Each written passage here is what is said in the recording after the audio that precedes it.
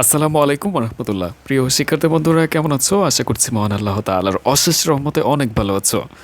তো তোমরা যারা সাস্টে পড়তে ইচ্ছুক রয়েছো, অর্থাৎ জিএসটি এক্সামের অধিভুক্ত এই সাস্ট ইউনিভার্সিটিতে তোমরা যারা পড়তে ইচ্ছুক রয়েছো, তাদের জন্য কিছু কোয়ারি বা প্রশ্নমূলক আজকে উত্তর দেওয়া হবে। পাশাপাশি খুঁটিনাটির যত কিছু রয়েছে সাস্ট বিষয়ক, তার সব কিছু বলা হবে।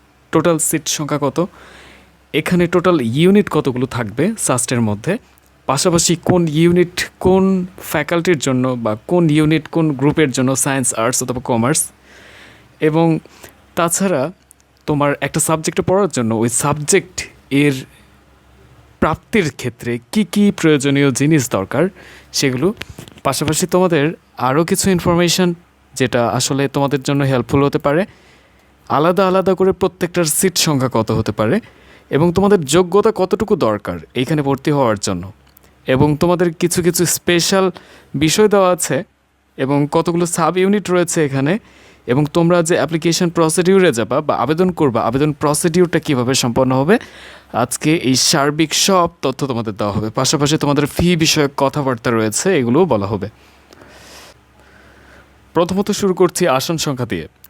ভর্তি পরীক্ষা এ ও বি দুটি আলাদা ইউনিটে অনুষ্ঠিত হবে। এ ও বি ইউনিটে বিভক্ত প্রতি বিভাগে আসন সংখ্যা নিচে উল্লেখ করা হলো। প্রথমত লক্ষ্য করো, এই ইউনিটভুক্ত বিভাগসমূহ এবং আসন সংখ্যা। বিজ্ঞান, এইখানে ফিজিক্সে রয়েছে 65টা আসন, রসায়নে রয়েছে 65টা আসন, ম্যাথমেটিক্স বা গণিতে রয়েছে 80টি আসন, পরিসংখ্যানে রয়েছে বা স্ট্যাটিস্টিক্সে রয়েছে 80টা আসন, কম্পিউটার সায়েন্স অ্যান্ড ইঞ্জিনিয়ারিং বা সিএসসিতে রয়েছে 100টি আসন, chemical engineering and polymer science বা সিইপি এখানে রয়েছে 50টি আসন, industrial and production engineering IPE এখানে রয়েছে 50টি আসন, civil and environmental engineering CEE এখানে রয়েছে 50টি আসন, ইলেকট্রিক্যাল অ্যান্ড ইলেকট্রনিক্স ইঞ্জিনিয়ারিং বা ট্রিপল বলি আমরা সাধারণত এটাকে, বা ইই বলি, এখানে রয়েছে 50টি আসন, food engineering and T technology বা এফইটি এখানে রয়েছে 40টা আসন, petroleum and mining engineering PME এখানে রয়েছে 35টি আসন, ভূগোল ও পরিবেশ জিইই এখানে রয়েছে 50টা আসন, মেকানিক্যাল ইঞ্জিনিয়ারিং বা এমইই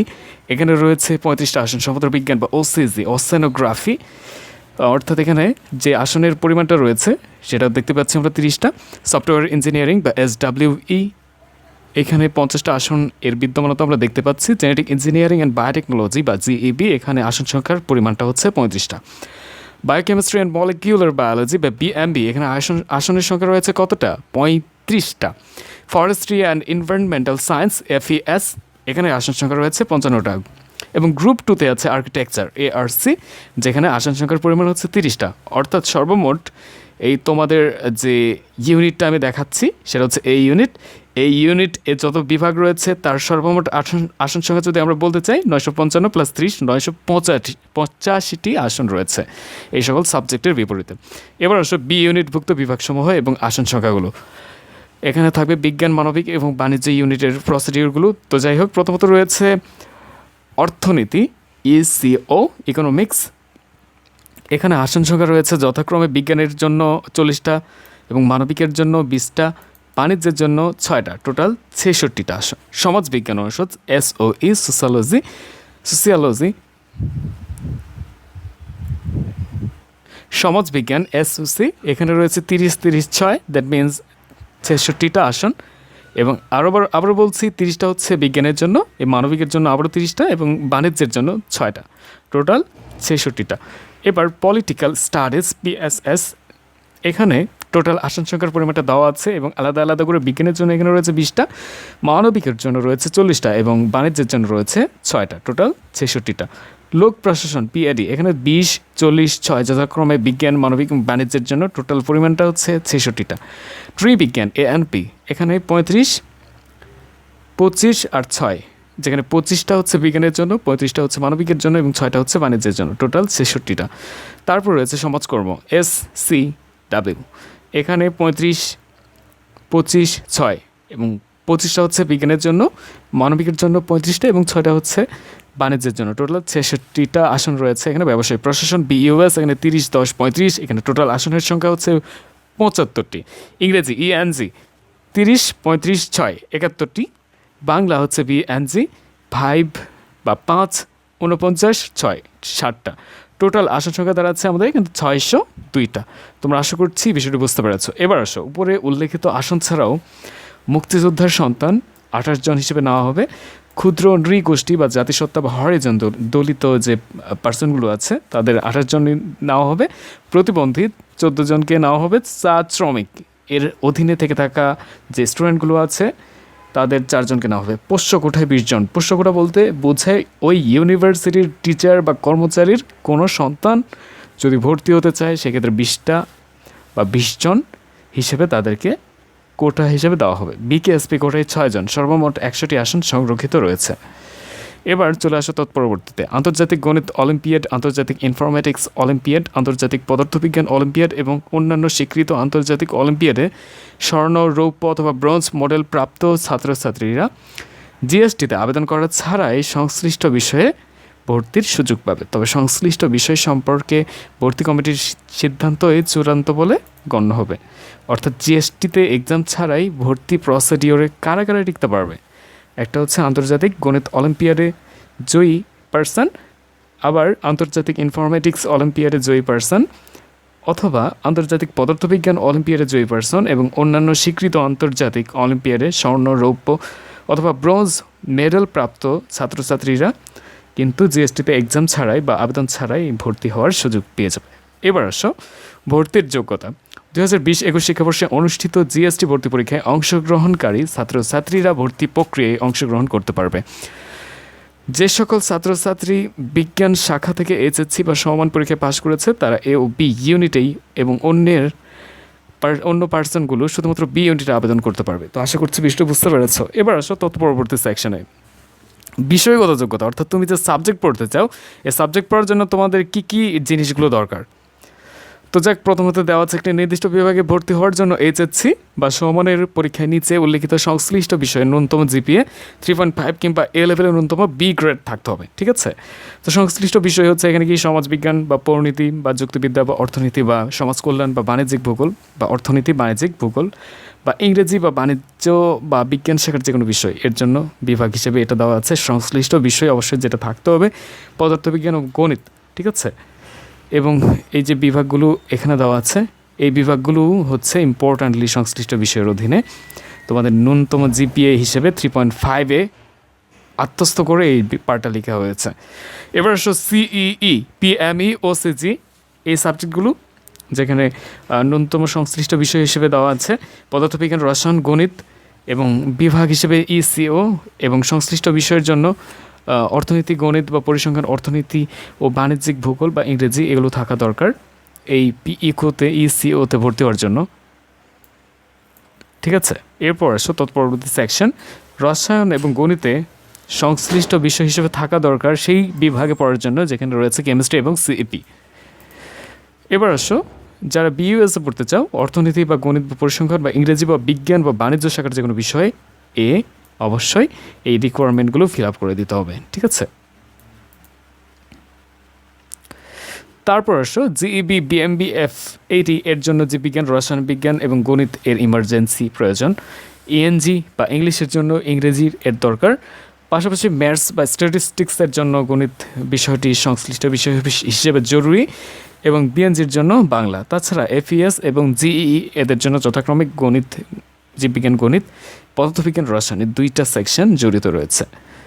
তারপর পরবর্তী জায়গায় আমরা চলে যাব। এই ইউনিটে অ্যাপ্লাইড সায়েন্স অ্যান্ড টেকনোলজি বিষয়ক বিভাগসমূহ বা ARC, CEP, CEE, CSC, EE, FET, IPE, MEE এবং পিএমই, এসডব্লিউই এবং ফিজিক্যাল সায়েন্সেস বিষয়ে এর বিভাগসমূহ যেমন chemistry, mathematics, oceanography, physics, statistics ভর্তির জন্য জিএসটি পরীক্ষায় গণিত বিষয়ে অংশগ্রহণ বাধ্যতামূলক। বায়োলজিক্যাল সায়েন্স বিষয়ক বিভাগসমূহ যেমন জিইবি এবং বিএমবি ভর্তির জন্য জিএসটি ভর্তি পরীক্ষার জন্য জীববিজ্ঞান বিষয়ে অংশগ্রহণ করা বাধ্যতামূলক। ঠিক আছে, বুঝতে পারছো? অর্থাৎ ম্যাথ রিলেটেড সাবজেক্টের জন্য ম্যাথ অবশ্যই জিএসটিতে দাগায় দিতে হবে এবং বায়োলজিক্যাল সাবজেক্টের জন্য বায়োলজি অবশ্যই দাগায় দিতে হবে তোমাদের। এই হচ্ছে কথা, তোমরা অলরেডি চলে আসছো এই প্রসিডিওরটা সম্পন্ন করে। এবার তৎপরবর্তী সেকশন সেটা হচ্ছে সাবিপ্রবিতে ভর্তির যোগ্যতা হিসেবে জিএসটি এর পরীক্ষায় ন্যূনতম মোট কত নম্বর, বিষয়ভিত্তিক কত নম্বর পেতে হবে তা পরবর্তীতে এই যে admission.sust.edu এই সাইটে জানানো হবে। এবার আসো কিছু আরও হাইলাইটিং বিষয় নিয়ে আমরা কথা বলব। তো তোমরা যে এই যে সাবিপ্রবিতে বা সাস্টে ভর্তি হতে চাও, সেক্ষেত্রে অর্থনীতি বিভাগে ভর্তি হলে বিজ্ঞান বিভাগের ছাত্রছাত্রীদের জিএসটি পরীক্ষায় গণিত বিষয়ে কমপক্ষে 40% নম্বর পেতে হবে। ইংরেজি বিভাগে ভর্তির জন্য জিএসটিতে ইংরেজি পরীক্ষায় কমপক্ষে 40% মার্ক পাওয়াটা জরুরি। দেন তৎপরবর্তী সেকশন, জিএসটি ভর্তি পরীক্ষায় ন্যূনতম নম্বর প্রাপ্ত ছাত্রছাত্রীদেরকে আর্কিটেকচার বিভাগে ভর্তি ইচ্ছুক প্রার্থীকে ড্রয়িং ও স্থাপত্য বিষয়ক সাধারণ জ্ঞানের 30 নম্বর 1 ঘন্টার একটি পরীক্ষা অংশগ্রহণ করে এই পরীক্ষাটা দিতে হবে। উক্ত পরীক্ষায় ন্যূনতম 40% নম্বর পেতে হবে। আর্কিটেকচার বিভাগের ভর্তির আবেদন প্রক্রিয়া, পরীক্ষার স্থান এবং সময় পরবর্তী admission.sas.edu এই সাইটের মাধ্যমে জানানো হবে। তৎপরবর্তী সেকশন, যেটা তোমাদের জন্য ইম্পর্ট্যান্টলি আসলে আমার জানানো উচিত, তা হলো এই ইউনিট এর সাব ইউনিট রয়েছে A1 A2 এবং গ্রুপ 1 সকল বিভাগ এটার জন্য, এবং গ্রুপ 1 এবং 2 এর সকল বিভাগ এটার জন্য, A2 এর জন্য, এবং বি ইউনিটের জন্য প্রযোজ্য বিভাগসমূহ হচ্ছে বি ইউনিটের সকল বিভাগ এগুলো। এবার আসো কিছু প্রসিডিউর যেগুলো তোমাদের জন্য হেল্পফুল হতে পারে, সেগুলো হচ্ছে ভর্তির আবেদন প্রক্রিয়া ও তথ্য প্রাপ্তি এই প্রসঙ্গ। তো এই সংক্রান্ত তথ্যাদি যেগুলো বিস্তারিতভাবে দেওয়া, সেটা admission.sas.edu/application-procedure.pdf পেজেই পাওয়া যাবে, অলরেডি দেওয়া হয়েছে। এবং নিচে আবেদন প্রক্রিয়া তাছাড়াও একটু উল্লেখ করে আমরা দিচ্ছি, সেটা হচ্ছে ভর্তির আবেদন শুধুমাত্র admission.sas.edu এই সাইটে জানানো হবে বা করা যাবে এর মাধ্যমে, এই সাইটের মাধ্যমে।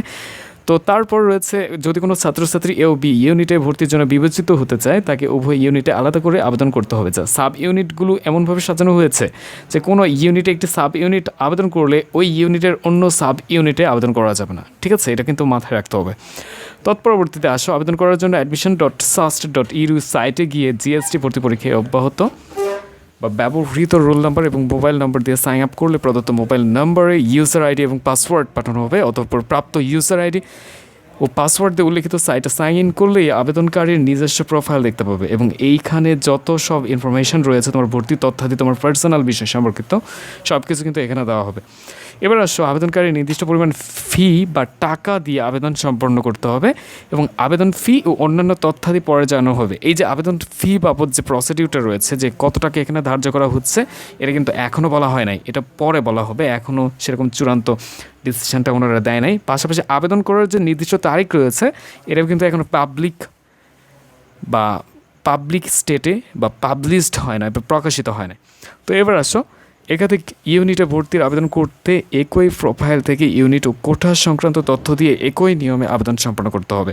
কোটায় আবেদনকারীগণ প্রতি ইউনিটের ক্ষেত্রে একটিমাত্র কোটা ব্যবহার করতে পারবে। এথনিক মাইনরিটি কোটা বা EMQ আবেদনকারীগণকে জাতিগোষ্ঠী সংক্রান্ত তথ্যও দিতে হবে। অর্থাৎ যারা তোমরা ক্ষুদ্র নৃগোষ্ঠীর আদলে রয়েছে বা অভ্যন্তরে রয়েছে বা এর আন্ডারে রয়েছে, তাদের কিন্তু ওরকম ইনফরমেশন দিয়ে তাদের প্রোফাইলটাকে সাজিয়ে দিতে হবে, তা না হলে কোটা বাতিল বলে গণ্য হবে।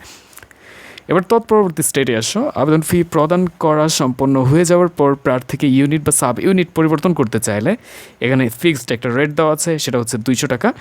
এই 200 টাকা জরিমানা হিসেবে তখন নেওয়া হবে আর কি। এটা যখন কোনো প্রার্থী ইউনিট বা সাব ইউনিট পরিবর্তন করতে চাইবে সেটা সেই সেক্টরে। তাছাড়া কিছু আমাদের ইম্পর্ট্যান্ট গাইডলাইন দেওয়া আছে। ভর্তি সংক্রান্ত যে কোনো প্রশ্ন থাকলে 01555550002 এই হটলাইন এই যে দেখাই দেওয়া আছে এখানে, এই হটলাইন তোমাদের কল করে তোমরা যে কোনো প্রয়োজনে যে কোনো সাহায্যের জন্য এখান থেকে সাহায্য নিতে পারো। এবং এর নির্দিষ্ট সময় ডিউরেশন দেওয়া আছে সকাল 10টা থেকে সন্ধ্যা 6টা পর্যন্ত। তো আশা করছি তোমরা বুঝতে পেরেছো যেগুলো আমি বোঝানোর চেষ্টা করছি। যদি ভিডিওটি তোমাদের হেল্প করে থাকে, কাইন্ডলি আমাকে হেল্প করে দিও, সাবস্ক্রাইব, লাইক, এবং তোমাদের যদি কমেন্ট থাকে তাহলে কমেন্ট করার মাধ্যমে। এবং তোমাদের যদি কোনো কোয়েশ্চেন বা কোয়ারি থাকে এই বিষয় প্রসঙ্গে, যে আমি এটা বুঝতে পারি নাই, এরকম যদি কোনো কোয়েশ্চেন থেকে থাকে তাহলে তোমরা কমেন্ট আকারে লিখে দাও, আমি সর্বোচ্চ চেষ্টা করবো সেটার অ্যান্সার দেওয়ার জন্য। তো সে পর্যন্ত ভালো থাকো, সুস্থ থাকো, আল্লাহ হাফেজ, আসসালামু আলাইকুম ওয়া রাহমাতুল্লাহ।